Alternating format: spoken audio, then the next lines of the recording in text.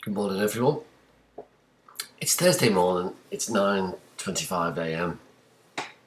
and it's the Thursday before Good Friday. So the first thing I want to say to you is have a great time over the holiday. I know you don't get much in the way of holidays. Back in emergency service and you've got to show out, but nevertheless, I'm sure you'll have some sort of celebration over the holiday period. Okay, lessons. I really thought that was well expressed. And you've pointed to the difficulty, or rather, you've pointed to some indications regarding the incidence and the prevalence of heart failure.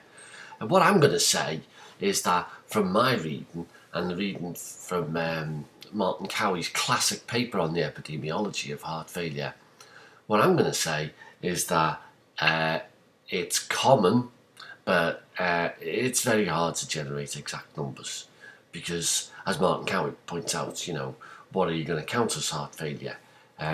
It's a bit like saying, and this goes back to the point that heart failure is a symptom rather than a disease in itself. It's a bit like saying how many people have got itch. That's going to be an almost impossible question to answer. But the one thing we do know is that it's common.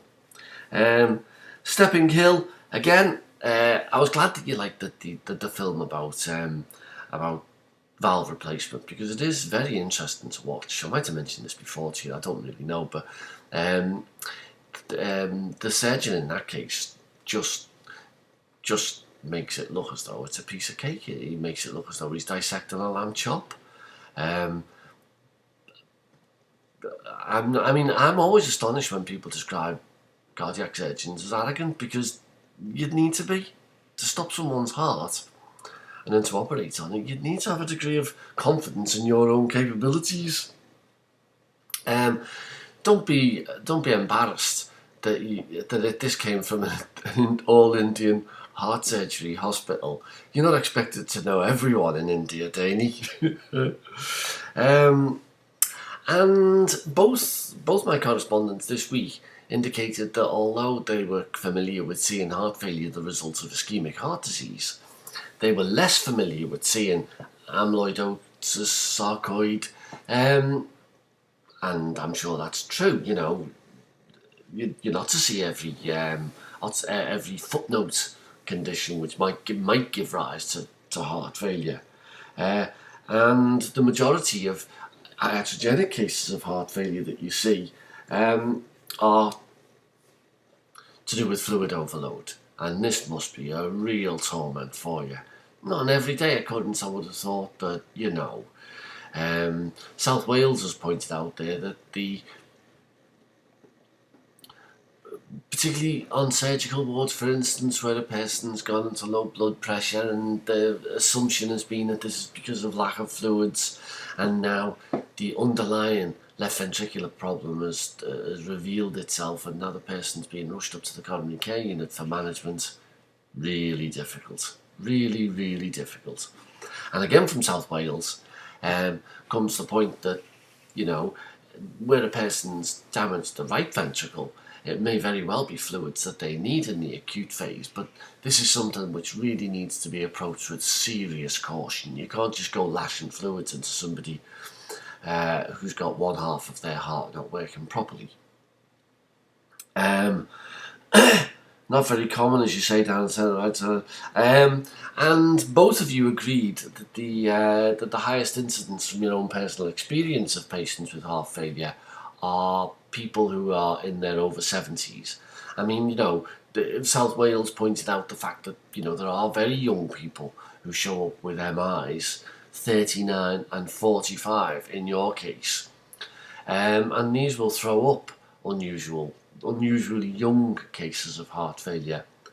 By and large, this is a condition which affects people over the age of 70. I was interested to see, South Wales, that you'd looked up the NHS website that said that the persons over the age of 55 were at special risk of developing heart failure. Again, I have no doubt that this is based on fairly sound fairly sound statistics, but it does seem a bit young to me as well. I've no doubt that there are hundreds and thousands of people who are 55 plus who have got heart failure, but it's not your everyday common or garden case. You had a recent South Wales, you had a recent case in with myocarditis induced heart failure. I bet that was scary. I bet that was really scary. I'd be interested to know how that went in the end. But for the rest of them, you will see the occasional endocarditis. Yeah, absolutely. I wonder why they get them coming in clusters down there. Is it associated with population of intravenous drug users, I wonder? Or maybe, I don't know, people who go to the dentist a lot. Yeah, intravenous drug users, dental treatments, a lot of, let's face it, with endocarditis, we haven't got a clue what's caused this, it's just bad luck. And then I suppose the other large group is the congenitals, who may develop endocarditis as a result of who knows what, chest infection. And isn't it incredible? Isn't it incredible, ladies, that although I've asked you to list some causes of heart failure, nobody's put rheumatic fever. That rheumatic fever, even in specialist units like you, is now a thing of the past.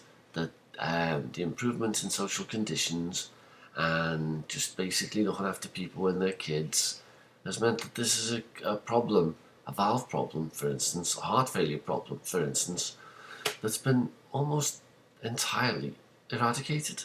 And you know, the thing is, it hasn't been eradicated around the world. It's still buzzing around loads in other less fortunate countries than ours.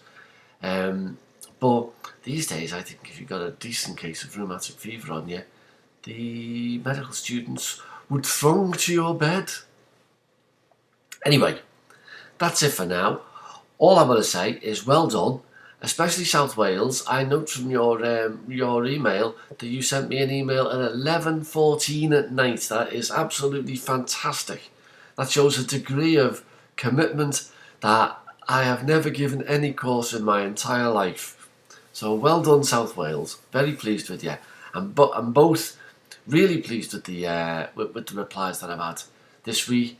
I was rather hoping that we'd get some more replies, but I'm not. There are, I don't know how to put this tactfully, there are dry areas in login. I'm going to have to see if some people really want to stay on the module, or maybe I can put them back to a later one. But well done, everyone. Very pleased to read your stuff again, and I'm